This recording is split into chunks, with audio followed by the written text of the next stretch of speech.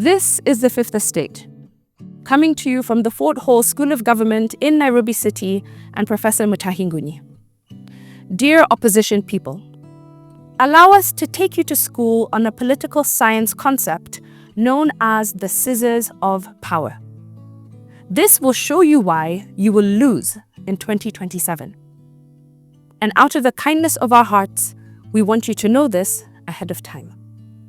You see, a sword cuts from one side, but scissors cut from both sides.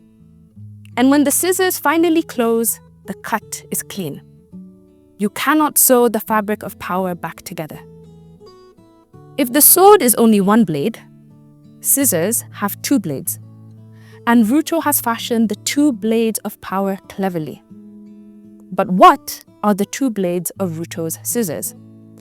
Allow me to explain this slowly. In politics, as in war, you have two approaches. And these are the two blades.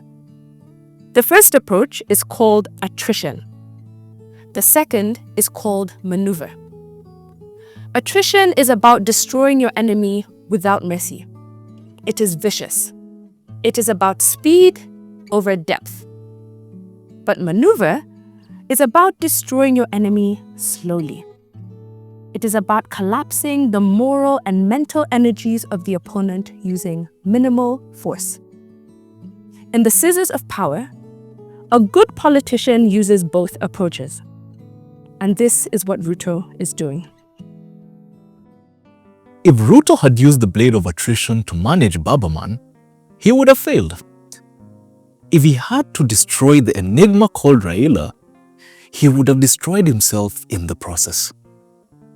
Instead, he chose the blade of maneuver. Ruto won Raila slowly, without expending a single bullet. Now Babaman is like a co-president, an elder statesman, and one of his boys is in charge of the economy. Probably one of the best finance ministers since Mzee Kibaki.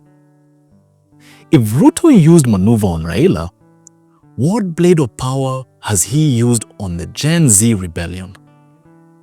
Our submission is that he is using the scissors of power. On June 25th last year, he used the blade of attrition. He beat the rebellion of young people back to order. But soon afterwards, he used maneuver. He dissolved cabinet and got rid of all the deadwood politicians that he had to reward after the 2022 election. And although he had vowed never to share power with the opposition, he climbed down and invited Babaman into government. What about Gen Z, my generation? He clobbered us and tear-gassed us without mercy. He used the attrition blade on us. But shortly afterwards, he invited us to State House for a bash. Then he gave us 100 border borders. This was a classical use of scissors of power by Ruto. Back to class, opposition people. Now you know what the two blades of power are. The blade of attrition that destroys the enemy completely, and the blade of maneuver that subdues the enemy only slowly. These are the scissors of power in the hands of Ruto. If you are fighting Ruto for 2027, which blade of his scissors of power will you attack? One blade is visible. The other is invisible. And sometimes, both blades are visible and invisible. Which blade of his scissors of power will you attack? On June 25th this year, we saw his visible blade. And the blade was shown even further during the Sabasaba riots. Shortly after, he pulled his maneuver blade. He compensated every life lost during demonstrations, from Baby Pendo in 2027 to whoever in 2025. And so, which of these acts of goodness will you attack? Which blade will opposition deal with? Dear opposition dummies, scissors only cut when the two blades meet. And the Ruto scissors of power will meet in 2027. The blade of badness will meet the blade of goodness. And this is how he will win the 2027 election. But does the opposition have a plan? Zero. Leader? Nothing. If this is the state they are in, how will they distinguish between the sword and the scissors of power? Zero. Dear Kalonzo, you are going nowhere.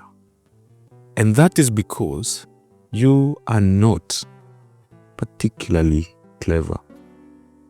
Babaman abandoned the war of attrition, the war that destroys. He chose maneuver, the war of negotiation and reason. Now, he is the dominant force in the Ruto government. He is part of the Ruto scissors of power.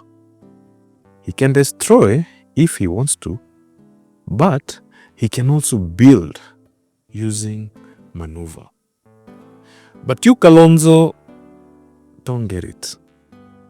That is why we will give you the contempt card until 2027 when you will lose the election.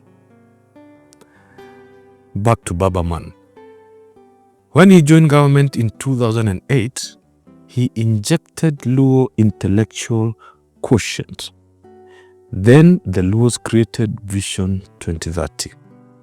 They designed superhighways and bypasses for Kibaki. And in 2013, they were kicked out. Now they are back. And Raila understands the scissors of power. He knows when to be bad and when to be good. But he has chosen goodness. He has embraced the blade of maneuver. And because of this, the Luo nation will transform this country. They will give us Vision 2063, and the Luo intellectuals will guide us. In the meantime, Kalonzo and the political Casanova from Murima, or wherever he comes from, will inherit the Sabbath of witches, a club of haters of country made up of Kambas and Kikuyus from Nyeri, people who embrace witchcraft against the blade of goodness.